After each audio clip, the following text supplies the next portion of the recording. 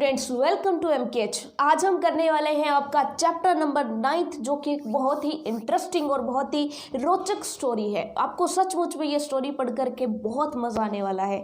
तो चलिए फिर, चैप्टर का नाम है उत्तंक गुरु दक्षिणा, यानी कि उत्तंक की गुरु दक्षिणा। कि उत्तंक जो है वो आश्रम में रहने वाला एक बालक था, जिसने अपने गुरु से शिक्षा दीक्षा प्राप्त कर ली थी। जितनी भी शिक्षा उसने प्राप्त करनी थी वो कर ली थी, और उसके बाद जो है वो सोचता है कि मैं अपने गुरु को कुछ गुरु दक्षिणा दूं। और ऐसे में वो जो है कुछ गुरु जो है उनके कुछ मांगते हैं। तो यहाँ पर हमें पढ़ना है कि गुरु ने जो है उसे क्या गुरु दक्षिणा मांगी, और क्या वो जो गुरु दक्षिणा है वो उत्तंक लाने में कामयाब हो पाया। तो चलिए फिर ये जो स्टोरी है उसको पढ़ते हैं। बहुत ही मजेदार सी स्टोरी है। वंस अपॉन ए टाइम, एक बार की बात है, व्हेन द वाइज मैन का मतलब होता है विद्वान, वाइज मैन ऑफ इंडिया यानी भारत के विद्वान, ड्वेल्ट का मतलब होता है निवास करना, ड्वेल्ट इन फॉरेस्ट हर्मिटेजेस का मतलब होता है आश्रम। हर्मिट होता है सन्यासी, और हर्मिटेजेस यानी कि आश्रम, जो सन्यासियों के आश्रम होते हैं। तो ये कहता है कि एक बार की बात है जब भारत के जो विद्वान होते हैं, ऋषि मुनि, ये जो है निवास करते थे जंगलों के अंदर आश्रम में, ठीक है। And made their homes of mud and straw, और अपने घर जो है बनाया करते थे। मड यानी कि मिट्टी, और स्ट्रो यानी कि घास फूस से अपने घर बनाया करते थे। There lived in such a hermitage, ऐसे ही एक आश्रम के अंदर वहां पर रहता था a young boy called Uttanka, एक जवान लड़का, या आप ये कह सकते हो एक छोटा लड़का। यंग का मतलब होता है छोटा बच्चा, छोटा एक लड़का रहता था जिसका नाम था उत्तंक, ठीक है। मैनी ईयर्स पास्ट बाय, बहुत वर्ष बीत गए। एंड ही ग्रू अप, वो बड़ा हो गया। Soon he had learned all that his master could teach him, उसने वो सब कुछ सीख लिया जो उसके गुरु जो है उसको सिखा सकते थे, यानी उसने सारी की सारी शिक्षा दीक्षा प्राप्त कर ली थी। One day he went to his master and said, dear master, वो एक दिन अपने गुरु के पास गया और कहा, श्री मान या फिर प्रिय गुरु, you have taught me all these years, आपने कई सालों से मुझे जो है पढ़ाया है, मुझे शिक्षा दी है। एंड येट, और अभी तक, I have never once repaid you, मैंने आपको एक बार भी कोई गुरु दक्षिणा या इस तरह से कोई पे नहीं किया, यानी कोई मूल्य नहीं चुकाया है। ये चीज़ आपको समझ में आ गई। Tell me of some gift, मुझे किसी ऐसे उपहार या भेंट के बारे में बताइए। आई मे ब्रिंग यू, जो कि मैं आपके लिए ला सकूं। That will please your heart, जो कि आपके हृदय को थोड़ी सी खुशी दे सके, यानी मुझे कोई ऐसी चीज बता दीजिए जिसको पाने की आपकी इच्छा है, मैं वो आपको ला करके दे दूं और आपका हृदय जो है वो खुश हो जाए। आप जो है प्लीज योर हार्ट, यानी कि आपका जो हार्ट है वो अच्छा महसूस करे, खुशी महसूस करे। हिज टीचर सेड, उसके गुरु ने कहा, child there is nothing that I desire, मेरी ऐसी कोई भी इच्छा नहीं है, मेरी ऐसी कोई भी आकांक्षा नहीं है। डिजायर मीन्स आकांक्षा या इच्छा। गो टू योर मिस्ट्रेस, अपनी गुरु माता के पास जाओ। एंड आस्क हर, उनसे कुछ पूछो कि क्या उन्हें कुछ चाहिए। So Uttanka went to his mistress and bowing low before her, bowing का मतलब होता है झुक कर प्रणाम करना। तो उत्तंक जो है अपनी गुरु माता के पास जाता है, उन्हें झुक कर प्रणाम करता है उनके सामने। Asked her if there was anything she desired, और उनसे पूछता है कि क्या ऐसी कोई चीज़ है जिसकी आप इच्छा रखते हो, जिसकी आप आकांक्षा रखते हो। यस शी रिप्लाइड, और गुरु माता ने कहा, हाँ मैं किसी ऐसी चीज़ की इच्छा रखती हूँ। I have long cherished a wish to wear the earring worn by the queen. यहाँ पर एक वर्ड आया है चेरिश्ड, चेरिश्ड का मतलब होता है इच्छा, संजो के रखना। यहाँ पर गुरु माता कहती हैं कि मैंने एक इच्छा अपने मन के अंदर संजो के रखी है। A wish to wear the earring, ऐसे ईयरिंग्स पहनने की। ईयरिंग्स का मतलब होता है जो कानों में पहने जाते हैं, जिनको अगर प्योर हिंदी में बोला जाए तो कर्ण फूल जिनको कहते हैं ईयरिंग्स, ठीक, आपको पता है, जो कानों में पहने जाते हैं। सो सिंपल सी बात है। तो उत्तंक को जो है गुरु माता कहती है कि मैंने जो है आई have long cherished a wish, मैंने एक इच्छा अपने मन में बहुत दिनों से संजो करके रखी है। टू वियर द ईयरिंग्स, कि मैं उन कर्ण फूलों को पहनूं, वॉर्न बाय द क्वीन, जो कि रानी पहना करती है। ये चीज़ आपको समझ में आ गई, यानी रानी जो कर्णफूल पहनती है मुझे वो वाले कर्णफूल पहनने हैं। Go to her and get them for me, उनके पास जाओ और रानी से जो है वो कर्णफूल मेरे लिए लेकर के आओ। ये जो है विश मांगी किसने? गुरु माता ने। ये चीज़ आपको समझ में आ गई। इन 4 days यानी कि अगले 4 दिनों में a feast will be held. Feast का मतलब होता है जो भोजन होता है, जो दावत होती है। तो यहाँ पर गुरु माता कहती है कि 4 दिन बाद एक फेस्ट यानी कि फीस्ट यानी कि भोज का आयोजन होने वाला है। I want to wear them on that day, मैं उन कर्णफूलों को उस दिन पहनना चाहती हूँ। Get the earrings for me, मेरे लिए वो कर्णफूल लेकर के आओ। And I shall know of your true devotion, तभी मैं जानूंगी तुम सच्ची निष्ठा से मेरी इच्छा पूर्ति करना चाहते हो, तुम सच्ची निष्ठा से मेरा सम्मान करते हो, तभी मैं मानूंगी जब तुम मुझे वो कर्णफूल ला करके दोगे, मुझे इयरिंग्स ला के दोगे। ये चीज़ आपको समझ में आ गई। उत्तंक हियरिंग दिस, उत्तंक ने ये सुन करके was feeling by dismay, dismay का मतलब होता है व्याकुलता, वो व्याकुलता से भर गया यानी व्याकुल हो उठा। नेवरदलेस, फिर भी, नेवरदलेस यानी कि फिर भी, he set out through the forest to the city, वो जो है नगर की तरफ चल पड़ा, यानी जंगल में से होते हुए वो शहर की तरफ या उस नगर की तरफ चल पड़ा।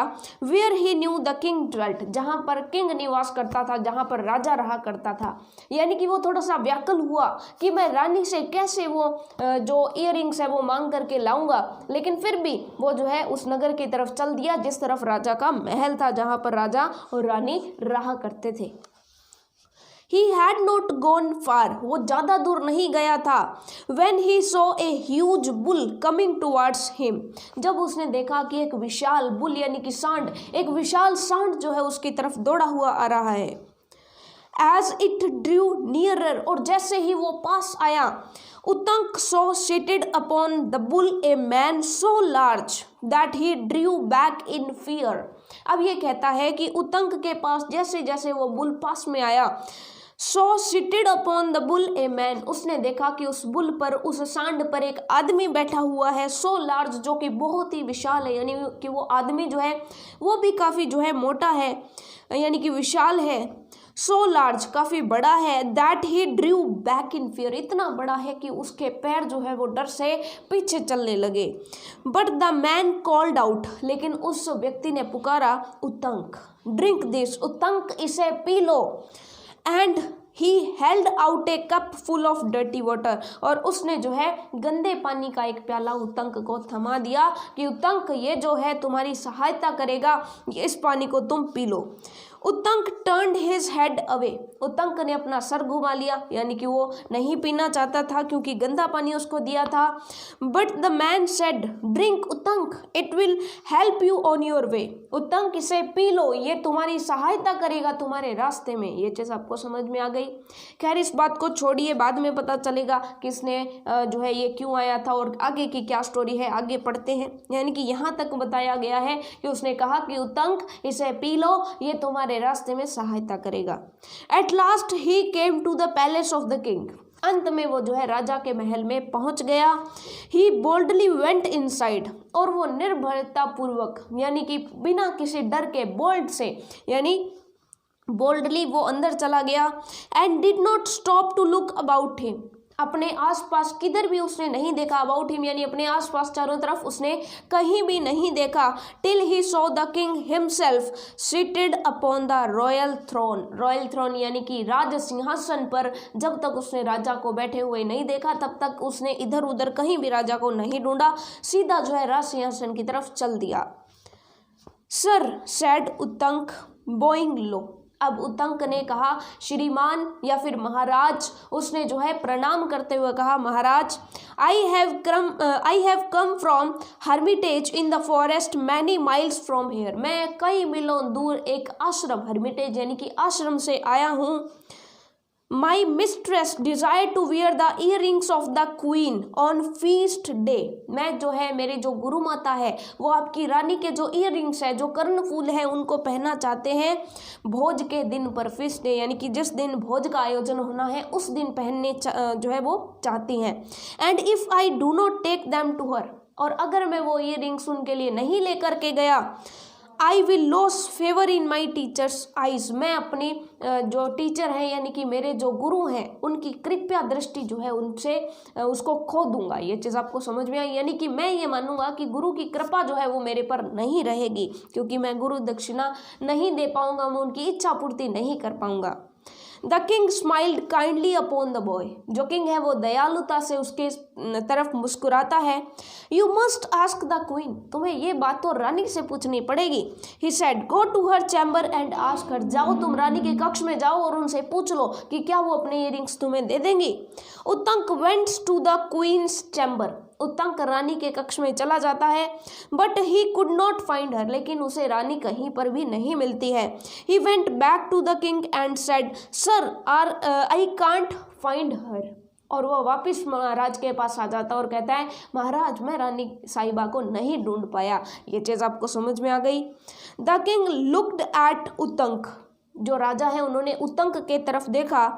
एज ही स्टूड देयर, वहाँ पर खड़ा था। With the dust of travel upon his clothes, उसके जो कपड़े थे उन पर धूल जमी हुई थी, क्योंकि वो रास्ते से जब आया था तो रास्ते की धूल उसके कपड़ों पर चढ़ी हुई थी। And his hands and feet dirty and stained, उसके जो हाथ थे और जो पैर थे उन पर जो है गंदे हो चुके थे, उसके हाथ और पैर उन पर धब्बे जो है मिट्टी के लगे हुए थे। Is that how you would go to the queen, क्या तुम इस हालात में रानी के पास गए थे। ही सेड, यानी कि राजा कहता है कि क्या तुम इस हालात में रानी से मिलने गए थे। उत्तंक फेल्ट अशेम्ड, अब उत्तंक को शर्मिंदगी महसूस होती है कि मैं कितना गंदी वेशभूषा में रानी साहिबा से मिलने गया था। ये चीज़ आपको समझ में आ गई। वो स्टैंड क्लीन, अब जो है वो स्नान करके और स्वच्छ होकर के जाता है। He again went in search of the queen, और वो वापिस से जो है रानी को तलाशता है। This time he found her, इस बार उसे रानी मिल जाती है। ये चीज़ आपको समझ में आ गई। The queen held out her hand and Uttanka so the earring sparkling in her palm, अब जो है रानी अपना हाथ बाहर निकालती है, उसकी तरफ बढ़ाती है। हेल्ड का मतलब होता है, हेल्ड आउट का मतलब होती है बाहर निकालती है, उसकी तरफ आगे बढ़ाती है, और वो देखता है कि रानी का जो हाथ है, जो पाम है, उसका हथेली जो है उस पर ईयरिंग्स रखे हुए हैं और वो चमक रहे हैं, स्पार्कलिंग यानी कि चमक रहे हैं। You are a good child Uttanka, तुम बहुत ही अच्छे विद्यार्थी, अच्छे बालक हो उत्तंक। शी सेड, रानी कहती है कि उत्तंक तुम बहुत ही प्रिय और अच्छे बालक हो। I give you the earrings willingly, मैं अपनी इच्छा से ये जो कर्णफूल है मैं तुम्हें प्रदान करती हूँ। बट बी अवेयर, लेकिन सावधान रहना। These earrings have long been coveted, coveted का मतलब होता है लालच पूर्वक किसी चीज़ को चाहना, यानी कि जब हम किसी चीज़ का लालच करके किसी चीज़ को चाहते हैं तो उसे हम कहेंगे कन्वर्टेड। तो ये कहते हैं दीज इयरिंग्स, ये जो कर्णफूल है, have long been converted by the serpent king. Serpent यानी कि जो सर्पों के राजा है, जो सर्प राज है, वो पूरे लालच के साथ इन इयरिंग्स के पीछे पड़े हुए हैं, यानी इन इयरिंग्स को वो पाना चाहते हैं, इन कर्णफूलों को वो पाना चाहते हैं। डोंट लूज देम, इन्हें खो मत देना। ये चीज़ आपको समझ में आ गई, यानी कि वो उत्तंक को कहती है कि तुम ये जो इयरिंग्स है उन्हें ले करके तो जाओ, लेकिन जो सर्प राजा है वो हाथ धो करके इन जो है इयरिंग्स के पीछे पड़े हैं, तो ध्यान रखना, सावधानी से इनको लेकर के जाना, इन्हें कहीं खो मत देना। ये चीज़ आपको समझ में आ गई, ठीक है। Uttanka thanked her and started from home, Uttanka जो है उनको थैंक यू कहता है और घर की तरफ चलने लग जाता है। Dusk was falling and he was tired, dusk यानी कि डस्क वॉज फॉलिंग का मतलब होता है कि सूर्यास्त जो है वो होने वाला था, यानी दिन जो है वो ढल रहा था। डस्क वॉज फॉलिंग यानी कि सूर्यास्त होने वाला था। एंड ही वॉज टायर्ड, वो जो है काफ़ी थक भी चुका था। ये चीज़ आपको समझ में आ गई। Leaning against the trunk of a tree, leaning का मतलब लेट जाना, against of the trunk of the tree यानी कि जो ट्री यानी कि पेड़ का जो तना है उसका सहारा लेकर के वो थोड़ा सा लेट गया। ही रेस्टेड, उसने आराम किया। Placing the earrings on the ground beside him, उसने अपने पास में जो इयरिंग्स थे, जो कर्णफूल थे, वो जमीन पर रख लिए और आराम करने लगा। लेकिन ये सबसे बड़ी गलती कर दी उसने कि इयरिंग्स उसने जमीन पर रख दिए। सडनली, अचानक अचानक से he saw a hand snatch the earrings, उसने अचानक से देखा कि एक हाथ आया और उसने जो है ईयरिंग्स को झपट लिया, ईयरिंग्स को छीन लिया एंड डिसअपियर, और फिर जो वो हाथ है वो धीरे से गायब हो गया। डिसअपियर यानी कि गायब हो जाना। He sprang to his feet and turned round in time to see a man dressed in rags, वो जो है अचानक से अपने पैर उछाल करके खड़ा होता है और टर्न अराउंड यानी कि चारों तरफ मुड़ करके देखता है। In time to see a man dressed in rags, वो जल्दी जल्दी देखता है और वो देखता है कि एक जो व्यक्ति है ड्रेस्ड इन रैग्स, रैग्स का मतलब होता है चिथड़े, कपड़ों के चिथड़े जिसने पहन रखे हैं, रनिंग थ्रू द फॉरेस्ट, वो जंगल की तरफ भागता हुआ जा रहा है। Uttanka ran after him as fast as he could, अब उत्तंक जितना जल्दी हो सकता है, जितना तेज हो सकता है उसके पीछे पीछे दौड़ता है। When suddenly the man changed into a snake, और तभी वो जो आदमी है वो अचानक से सांप में बदल जाता है। Which wriggled into a hole in the ground, जो कि एक बिल के अंदर घुस जाता है, यानी कि वो आदमी जो है भागते भागते अचानक से सांप बन जाता है और वो सांप जो है वो अचानक से एक बिल के अंदर चला जाता है। ये चीज आपको समझ में आ गई। Uttanka was greatly distressed before. Try as he did, he could think of no way to get through so small a hole. अब उत्तंक जो है वो अत्यधिक व्यथित हो गया, डिस्ट्रेस्ड हो गया, यानी कि काफी व्यथित हो गया, दुखी हो गया। For try as he did, उसने जो कुछ बन पड़ा उसने वो किया। He could think of no way, उसको कोई रास्ता दिखाई नहीं दे रहा था। To get through so small a hole, कि वो इतने छोटे से होल के अंदर कैसे जा सकता है। ये चीज़ आपको समझ में आ गई। He sat down to lament his fate, lament का मतलब होता है विलाप करना या रोना रोना किसी चीज़ का, ठीक है। His fate यानी कि भाग्य का, फेट मतलब भाग्य, वो अपने भाग्य को कोसने लगा, अपने भाग्य पर विलाप करने लगा कि देखिए मुझे किस तरह से ईयरिंग्स इतने आसानी से मिल गए, लेकिन अब जो है मैंने ईयरिंग्स खो दिए। अब ना तो मुझसे रानी प्रसन्न रहेगी और ना ही मुझसे गुरु माता प्रसन्न होंगी। ये चीज़ आपको समझ में आ गई। When an old man appeared before him, और तभी जो है उसके सामने एक बूढ़ा आदमी प्रकट हुआ। Do not worry my son, चिंता मत करो मेरे पुत्र, ही सैड, उसने कहा। I have come to help you, मैं तुम्हारी सहायता करने के लिए आया हूँ। Even as he spoke there was thunder and lightning, वहाँ पर अचानक से, जैसे वो बोला अचानक से बिजली की चमक उठी, यानी कि बिजली की जो है जैसे आसमान में बिजली चमकती है तो वैसे बिजली चमकने लग गई। And a great Thunderbolt fail, और अचानक से एक बिजली जो है वो आकर के जमीन में गिर गई, यानी कि गर्जना हुई पहले तो बिजली की और फिर बिजली आकर के गिर गई। ये चीज़ आपको समझ में आ गई। द होल अर्थ शोक with the force of it, जो पूरी की पूरी धरती है उसको शॉक लगा और इसके कारण से वो पूरी की पूरी हिल गई। Suddenly all was quite again, और अचानक से जो है सब कुछ पहले जैसा हो गया, सब कुछ एकदम सही हो गया।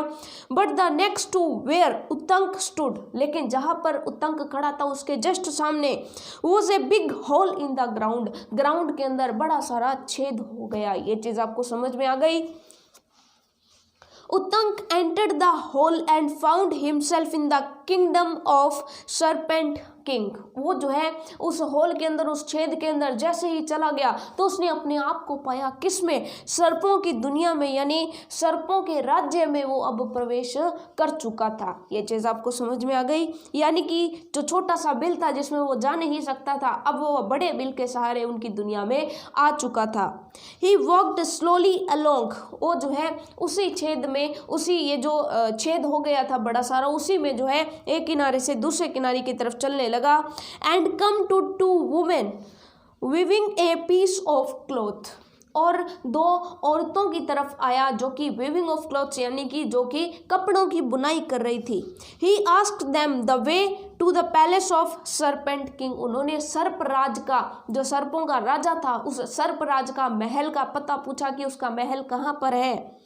दे did not heed him, heed का मतलब होता है ध्यान देना, उन औरतों ने उसकी तरफ ध्यान नहीं दिया। And went on with their weaving, और अपना जो बुनाई का कार्य है वो यूं ही करती रही, यानी उसकी बातों पर जरा सा भी ध्यान नहीं दिया। He saw that their cloth was made of black and white threads, उसने देखा कि वो जो कपड़े बुन रही है वो सफ़ेद और काले धागों से बुन रही है, थ्रेड्स यानी कि धागे।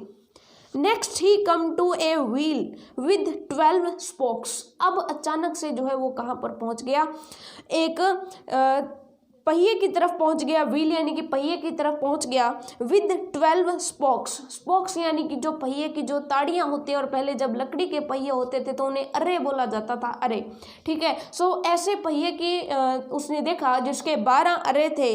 6 boys turn the wheel round and round, और वो जो लड़के थे वो उस जो पहिया था उसको घुमाते हुए धीरे धीरे 6 लड़के उसको लेकर के जा रहे थे। व्हाट आर यू डूइंग, तुम ये क्या कर रहे हो, ही आस्क्ड द बॉयज, उन्होंने जो है उतंक ने उन बच्चों से पूछा, उन लड़कों से पूछा कि तुम ये क्या कर रहे हो। दे डिड नॉट आंसर हिम, उन्होंने इसका जवाब नहीं दिया। And went on with their work, और अपने काम जो है अपना काम जो है वो करते रहे।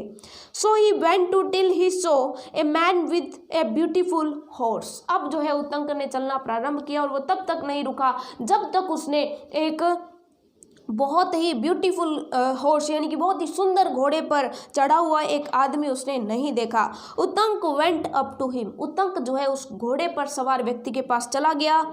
ही was so struck with the horse, वो जो है उस घोड़े से इतना प्रभावित हुआ था, इतना आश्चर्यचकित हुआ था, इतना प्रभावित आप कह सकते हैं, यानी इतना खुश हुआ था, that he bowed respectfully to the man, कि उसने जो है उस आदमी को प्रणाम करना सही समझा, क्योंकि वो घोड़ा इतना प्रभावित उसे कर रहा था कि उसने उस घोड़े पर चढ़े हुए आदमी को पहले तो प्रणाम किया और कहा, ओ लॉर्ड, हे स्वामी, आई बो टू यू, मैं तुम्हें प्रणाम करता हूँ, ग्रांट मी ए फेवर, मुझ पर एक कृपा कीजिए। The man turned and said, वो व्यक्ति मुड़ा और बोला, what can I do for you, मैं तुम्हारे लिए क्या कर सकता हूँ। उतंक रिप्लाइड, अब उतंक ने जो है वो उत्तर दिया, let the serpent king be brought under my power, सर्पों का जो राजा है उसे मेरी शक्ति के अधीन कर दीजिए, यानी उसे जो है मेरे अंडर कर दीजिए, मेरे अधीन कर दीजिए। Blow into this horse, the man replied, उस व्यक्ति ने कहा कि इस घोड़े पर फूंक मारो, यानी इस घोड़े पर फूंक मारो तभी तुम्हारी इच्छाएं पूरी होंगी। ब्लो इनटू दिस हॉर्स यानी कि इस घोड़े पर फूंक मारो। Uttanka went up to the horse and blew, वो जो है उतंक जो है उस घोड़े के पास गया और बार बार उसने उस पर जो है फूंक मारी। From every hair of the horse body darted a flame, जो घोड़ा था उसकी पूरी की पूरा जो शरीर था उस पर जो उसका प्रत्येक बाल था, रोम जो था, प्रत्येक बाल जो था, darted a flame that shot through every space in the kingdom of the serpent king, उसके रोम से जो है ज्वाला उठने लगी, ज्वाला जो है निकली और उस ज्वाला ने shot through every space in the kingdom of the serpent, उस सर्पों का जो राज्य था, जो राजा था, उसका जो किंगडम था, पूरे के पूरे राज्य में हर जगह जो है तबाही फैला दी, हर जगह उसकी वजह से आग लग गई। ये चीज़ आपको समझ में आ गई। It burned the houses till the serpent rushed out, उसने सभी घरों को जला दिया, सारे के सारे घर जल गए जब तक कि वो जो राजा है, सर्पों का राजा, वो नहीं आ गया। Begging Uttanka to save their lives, जब तक कि सर्पों का राजा, सांपों का राजा जो है वो उतंक के पास नहीं चला आया कि हमारी जिंदगी जो है, मेरे राज्य के जो लोग हैं, मेरे राज्य की जो प्रजा है उसकी जिंदगी किसी भी तरह से बचा लीजिए, तब तक सभी के सभी घर जलते रहे।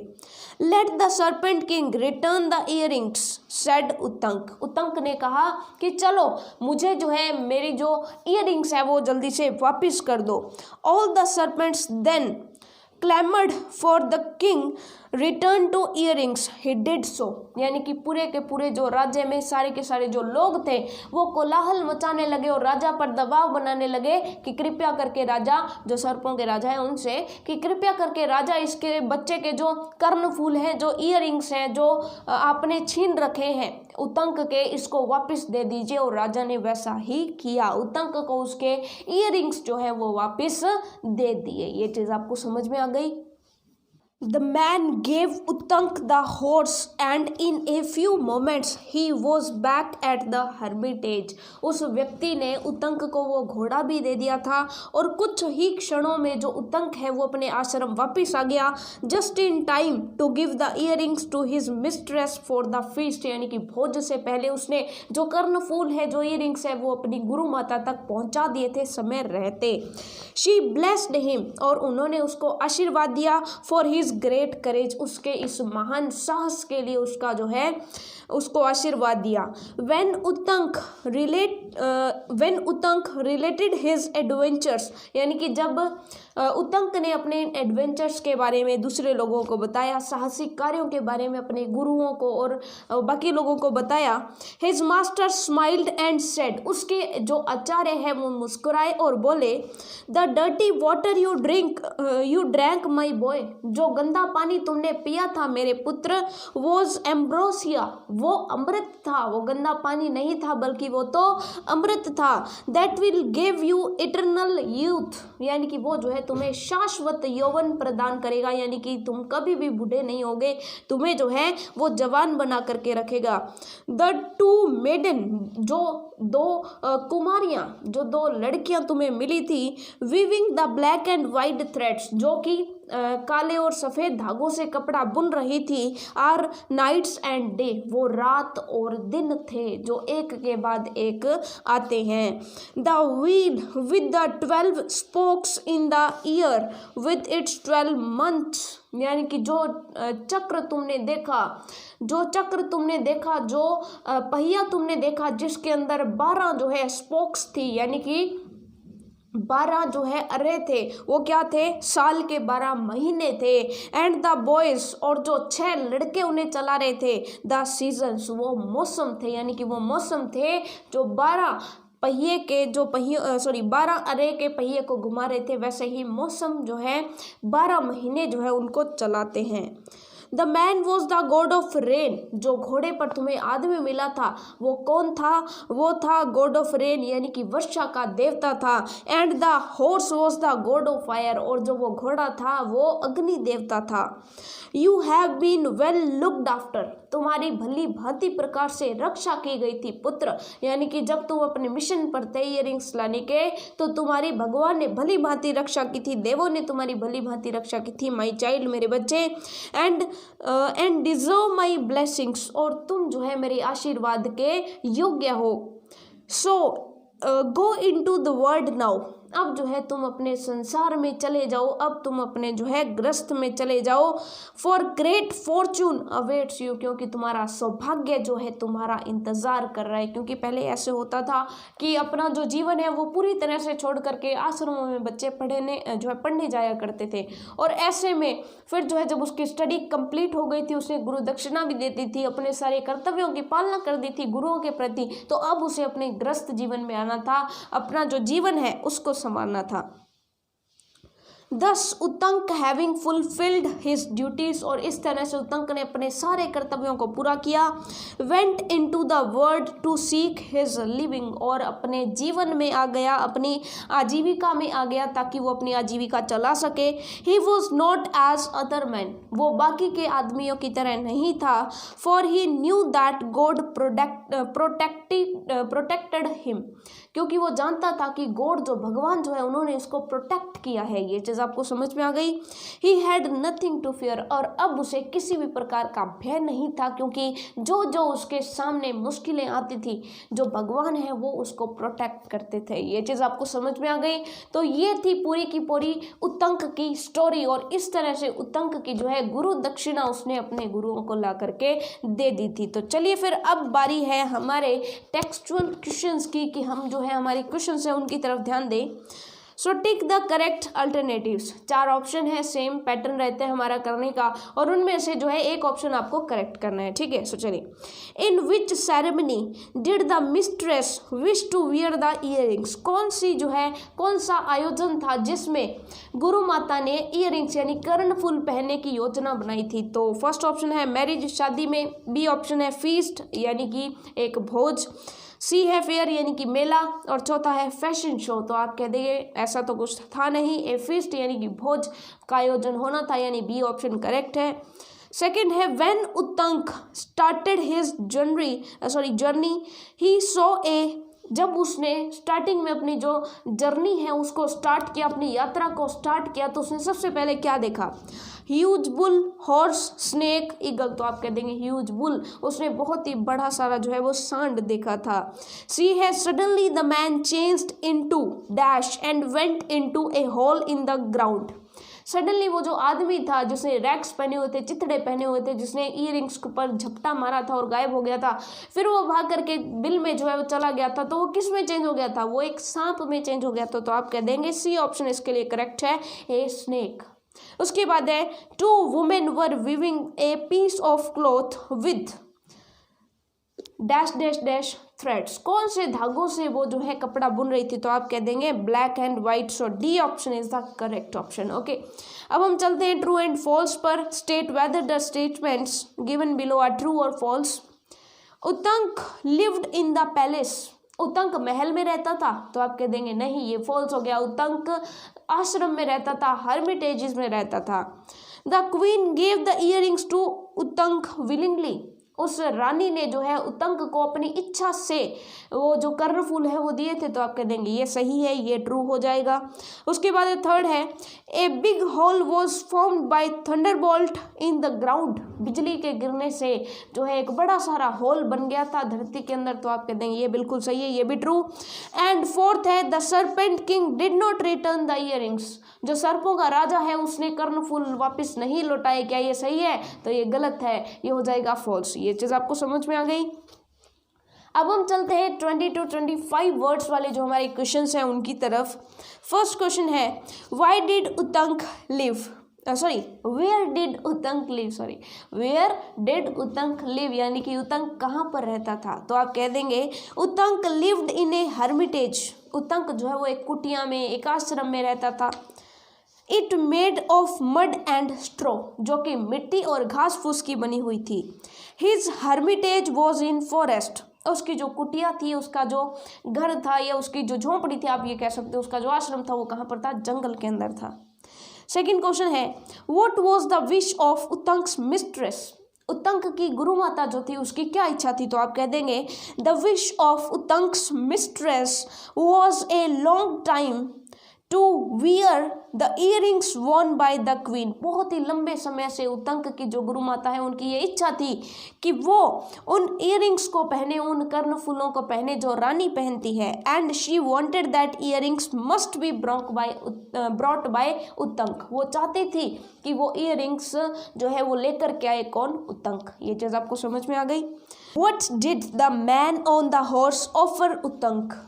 जो हॉर्स यानी कि घोड़े पर जो आदमी बैठा था उसने उत्तंक को क्या ऑफर किया? तो आप कह देंगे the man on the horse offered Uttanka a cup of dirty water to drink. उसने गंदे पानी से भरा हुआ एक प्याला उसको दिया था कि ये पी लो। ये चीज़ आपको समझ में आ गई। लेकिन एक्चुअल में वो गंदा पानी था, गंदा पानी नहीं था। ठीक है, वो उसे लग रहा था कि गंदा पानी है लेकिन गंदा पानी नहीं था, वो एक्चुअल में अमृत था, एम्ब्रोसिया था। ये चीज़ आपको समझ में आ गई। Where did Uttanka place the earrings. Uttanka ने वो इयरिंग्स कहाँ पर रखे थे? तो आप कह देंगे Uttanka placed the earrings beside him on the ground under a tree while taking rest. जब वो रेस्ट ले रहा था तो उसने अपने साइड में, अपने आप कह सकते हो बगल में, बिसाइड मतलब अपने पास में, इयरिंग्स जमीन पर रख दिए थे। He thought nobody would take them from that place. वो सोच रहा था कि वहां से तो कोई भी नहीं उठाएगा, पास ही तो पड़े हैं। ये चीज़ आपको समझ में आ गई। Who took away the earrings. Earrings को कौन ले गया? तो सरपेंट किंग जो था वो ले गया था। तो आप कह देंगे the serpent king took away the earrings when Uttanka was taking rest under a tree. He came in the form of a man dressed very untidy. Untidy का मतलब जो बहुत ही अव्यवस्थित रूप से उसने जो है कपड़े पहन रखे थे। वो एक आदमी के भेष में आया था और उसने जो है उत्तंक से इयरिंग्स चुरा लिए थे। ये चीज़ आपको समझ में आ गई। अब हम चलते हैं 30 to 40 वर्ड्स वाले क्वेश्चंस पर। ठीक है, Now the first question is, why was Uttank filled with sorrow on hearing the wish of his mistress? गुरु माता की जो विश थी, जो इच्छा थी, उसे सुनकर उत्तंक क्यों सौरो यानी कि दुख से भर गया था? तो आप कह देंगे Uttanka was filled with sorrow in hearing the wish of his mistress because it seemed to him an impossible task. उसे लगा था कि ये एक इम्पॉसिबल टास्क है, ये संभव नहीं है, असंभव जो है कार्य है। To fulfil her wish in only 4 days, की 4 दिन में ये कार्य कर पाना उसके लिए लगभग असंभव था। ये चीज़ आपको समझ में आ गई, लेकिन खैर उसने ट्राई तो किया था ना, ये चीज़ आपको समझ में आ गई। Now the second question is, Y could Uttanka not find the queen in her chamber at first? पहली बार जो रानी है वो उसे क्यों नहीं मिली? तो आप कह देंगे Uttanka looked very ugly at that time. Uttanka बहुत ही भद्दा दिखाई दे रहा था, क्योंकि उसके जो है हाथ और पैर जो है वो गंदे थे। इसके अलावा उसके कपड़े जो है वो यात्रा करते समय धूल से सने हुए थे। There was dust of travel upon his clothes, his hands and feet were dirty and stained यानी कि दाग धब्बे लगे हुए थे। So he could not find the queen in her chamber at first, इसलिए वो रानी को जो है उसके कक्ष में नहीं मिल पाया। ये चीज़ आपको समझ में आ गई, ठीक है। Now the next question is, what was the queen's advice to Uttanka? Queen ने, रानी ने उत्तंक को क्या राय दी थी? उत्तंक को कहा था कि ये ले तो जाओ, मैं अपनी इच्छा से तुम्हें दे रही हूँ ये, लेकिन इनको रखना संभाल करके, क्योंकि सरपेंट किंग इनके पीछे पड़ा हुआ है। ये चीज़ आपको समझ में आ गई। तो आप कह देंगे the queen advised Uttanka to be aware, यानी कि be aware of the serpent king, कि वो सर्पों के राजा सर्पराज जो है वो उनसे सावधान रहे। She told him that those earrings had long been coveted by the serpent king and he might steal them, वो इन्हें चोरी भी कर सकता है। ये चीज़ आपको समझ में आ गई, क्योंकि इन पर जो सरपेंट किंग या सर्पराज है उसकी नज़रें काफ़ी दिनों से हैं, ठीक है। Now the next question is, how did the teacher interpret Uttanka's various adventures? यहाँ पर है इंटरप्रेट यानी कि व्याख्या किस प्रकार से की उसके गुरु ने, उसके जो साहसिक कार्य थे, एडवेंचर्स थे, उनकी जो है व्याख्या किस प्रकार से तो कि आप कह देंगे the teacher told him that the dirty water he drank was ambrosia, वो अमृत था जो गंदा पानी उसने पिया। The two maidens weaving black and white threads were night and day, जो कपड़े बुन रही थी वो दिन और रात्रि थी। The wheel with the 12 spokes was the year with its 12 months and the 6 boys were seasons, जो पहिए के अर्रे थे वो 12 महीने थे और जो 6 लड़के थे वो मौसम थे। ये चीज़ आपको समझ में आ गई। Now next question is, what wisdom and truth did Uttanka finally realize? यानी कि अंततः, फाइनली यानी अंततः उत्तंक ने विजडम यानी कि विवेक यानी कि बुद्धि एंड ट्रुथ यानी कि सत्य, किस सत्य और विवेक का उसने अनुभव किया? तो आप कह देंगे finally Uttanka realize the wisdom and truth that one must fulfil one's duty. उसने ये विवेक और सत्य महसूस किया, उसने फील किया, रियलाइज किया कि कोई भी व्यक्ति है उसे अपने कर्तव्य की पालना करनी चाहिए। God protects those who are devoted to their duties. लोग जो है ऐसे लोग जो अपने कर्तव्यों के प्रति जो है डिवोटिव होते हैं, यानी कि कर्तव्य पालन अवश्य ही करते हैं, भगवान भी उनकी रक्षा करते हैं। यह चीज़ आपको समझ में आ गई। हो सकता है कि वो इयररिंग्स लेने चलता ही ना, और अगर वो इयररिंग्स लेने नहीं चलता तो उसके साथ जो है उसको ना तो गुरुओं का आशीर्वाद मिलता और ना ही जो है भगवान उसे प्रोटेक्ट कर पाता। ये चीज़ आपको समझ में आ गई। Now the sixth question is, how did Uttanka humble the serpent king? Humble का मतलब होता है वश में कर लेना। उत्तंक ने किस प्रकार से सर्पों का जो राजा था उसको अपने वश में कर लिया? तो आप कह देंगे उत्तंक बर्न्ट यानी जला दिया all the houses of the serpent, सभी सांपों का जो सभी सर्पों का घर है वो जला दिया with the help of the horse, उस घोड़े की जो है सहायता से उसने सभी सर्पों का घर जला दिया। The serpents king come to know about it, जब सर्पों के राजा को इसके बारे में पता चला, ही रिटर्न द इयरिंग्स टू उतंक, उसने जो है इयरिंग्स उतंक को वापस लौटा दिए। दस ही हम्बल्ड द सर्पेंट किंग, और इस तरह से उसने जो सर्पों का राजा है उसको वश में कर लिया। अब चलते हैं 80 वर्ड्स के क्वेश्चंस की तरफ। फर्स्ट क्वेश्चन है, describe Uttanka's appearance when the king saw him, जब राजा ने उसको देखा तो उसकी अपीयरेंस कैसी थी? तो आप कह देंगे, when the king saw Uttank, he was in very bad state because Uttank had to travel long distance to reach the queen for the earrings for his mistress, क्योंकि उसने कहा था राजा को जाकर के कि मैं काफ़ी मीलों दूरी तय करके आया हूँ, यानी कि वो काफ़ी दूरी से आया था। His clothes were full of dust of travel, और यात्रा में उसके ऊपर काफ़ी धूल जम गई थी, उसके जो कपड़े थे उस पर काफ़ी धूल लगी हुई थी। His hands and feet were also dirty and stained, उसके जो हाथ और पैर थे वो भी काफ़ी भद्दे जो है हो गए थे, गंदे हो गए थे। ही फेल्ट अशेम्ड, उसने शर्मिंदगी भी महसूस की। When he was questioned by the king, जब राजा ने उससे जवाब मांगा कि क्या तुम इस हालत में रानी के पास गए थे, तो उसने शर्मिंदगी में महसूस की थी। ही वॉश्ड हिमसेल्फ, उसने अपने आप को जो है नहलाया, अपने कपड़े वगैरह धोए।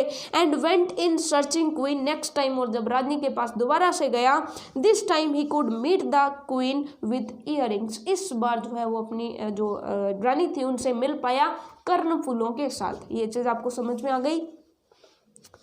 अब सेकेंड क्वेश्चन है, explain how Uttanka manage to fulfil the wish of his mistress, आपको एक्सप्लेन करना है कि किस तरह से उसने अपनी गुरु माता की इच्छा पूरी की थी। तो आप कह देंगे, knowing the wish of his mistress, जैसे ही उत्तंक को अपनी गुरु माता की इच्छा के बारे में पता चला, नोइंग यानी कि पता चलना, Uttanka set out to get the earrings, Uttanka उसी समय पर चल पड़ा इयरिंग्स लेने। On the way he was helped by various powers, रास्ते में उसको अनेक शक्तियों ने उसकी सहायता की। The queen willingly gave him her earrings, उसको जो है रानी ने भी अपनी इच्छा से जो है इयरिंग्स प्रदान कर दिए थे। But warned him against the serpent king, लेकिन उसको सावधान रहने को कहा था सर्पेंट किंग से, सर्पों के राजा से। In the way the earrings were stolen by the serpent king, रास्ते में सर्पों के राजा ने इयरिंग्स चोरी भी कर लिए थे। गॉड हेल्प हिम, भगवान ने उसकी सहायता की थी। And he was taken to the houses of the serpents, और उसके सर्पों के सभी जो सांप थे उनके घरों में वो पहुंच गया था। He met there with many powers and at last he got the earrings, और उसके पास वहाँ पर जाकर बहुत सारी शक्तियाँ थी और उसने जो है अंत में इयरिंग्स प्राप्त कर लिए थे। इन दिस वे, इस तरीके से ही manage to fulfil the wish of his mistress, इस तरह से जो है वो अपनी मिस्ट्रेस, अपनी गुरु माता की इच्छा पूर्ति करने में सफल रहा। ये चीज़ आपको समझ में आ गई। Now the last question of the chapter is, what is the moral of the story, Uttanka's guru dakshina, Uttanka की गुरु दक्षिणा जो कहानी है उससे आपको क्या शिक्षा मिलती है? तो सिंपल सी बात है कि व्यक्ति को अपने कर्तव्यों की पालना करनी चाहिए। ठीक है, अगर कोई व्यक्ति अपने कर्तव्यों की पालना पूरी दृढ़ता से, पूरी इच्छा शक्ति से करता है तो भगवान उसकी सहायता करता है। यही तो हमारा मॉरल है। तो आप कह देंगे, in the story Uttanka's guru dakshina we come to know that after completion of his study Uttanka went to his master to ask for guru dakshina, यानी कि अपनी स्टडी पूरी करके जो है वो गुरुओं के पास गया और उसने गुरु दक्षिणा के बारे में पूछा कि मैं आपको क्या गुरु दक्षिणा दे सकता हूँ। But his master refused for saying that he had no wish, लेकिन उसके जो गुरु थे उन्होंने मना कर दिया और उन्होंने कहा कि उसकी तो कोई इच्छा नहीं है, उनकी कोई आकांक्षा नहीं है। वेरेस, जबकि his mistress demanded the earrings worn by the king, queen. ठीक है, लेकिन उसकी जो गुरु माता थी उन्होंने जो है इच्छा प्रकट की कि मैं वो इयरिंग्स, वो कर्णफूल पहनना चाहती हूँ, जो कि वियर का मतलब होता है पहनना, वॉर्न यानी कि पहने जाते हैं किसके द्वारा, क्वीन यानी कि रानी जिनको पहनती है। He set out to get them, वो उनको लेने के लिए चल भी पड़ा, बाहर निकल गया।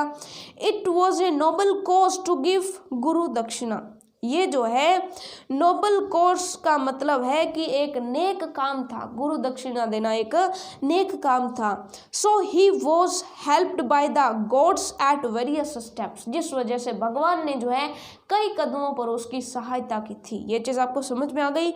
इन this way this story teach us a lesson that if we are after a noble cause, अगर हम भी कोई नोबल कॉज यानी कि कोई नेक कार्य करने लगते हैं, God will surely help us, भगवान हमारी अवश्य सहायता करेंगे। इसलिए कहते हैं कि नेक कार्य हमें करना चाहिए, अपने कर्तव्यों का पालन हमें करना चाहिए।